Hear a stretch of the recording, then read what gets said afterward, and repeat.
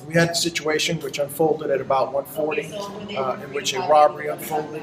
The female, 44 years of age, the wife, they had arrived in the area as part of a honeymoon. They were tourists in the area, and when they arrived, they were returning from their vehicle, at which time the female was approached and the robbery commenced. The individual is described as a male, heavy set, or with bushy hair, bushy eyebrows, short hair, and possibly fled to a vehicle which has been described as a reddish or orange vehicle with a stripe on the side. During the struggle for the purse, the female's purse, Mr. Osman Darkan came over to his wife's aid, and a struggle ensued, at which time the gunfire erupted.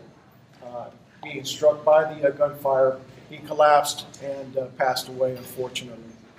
Again, our condolences to the family. Information that we have so far is that the suspect fled to a waiting vehicle, which was this reddish or orange vehicle with a red or black stripe on the side. Again, he's a male described as short hair, bushy eyebrows, heavy set, and fleeing to the vehicle.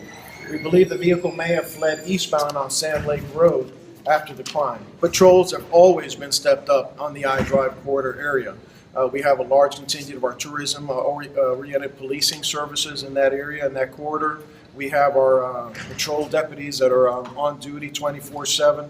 We have our TOPS team, which was working last night. That's one of the reasons indicative of that we have such a good presence down on I-Drive, that we were there within 1.5 to 2 minutes in response to the 911 call. The preliminary information we have that it appears that the vehicle may have been occupied by an additional person or others, and that is part of this ongoing effort to try and identify not only the suspect that committed the shooting and the murder, but also the people that are responsible for aiding in the escape that were in the vehicle. So that's why it's extremely important that if anybody was in the area of Sand Lake and Universal, Sand Lake, and I-Drive, Kirkman Road, anybody that had been there about 1:40, 1:45 that may have seen a vehicle fleeing from the area, this reddish or orange vehicle that's been described with a black stripe on it, that they call the Orange County Sheriff's Office immediately and provide us that information.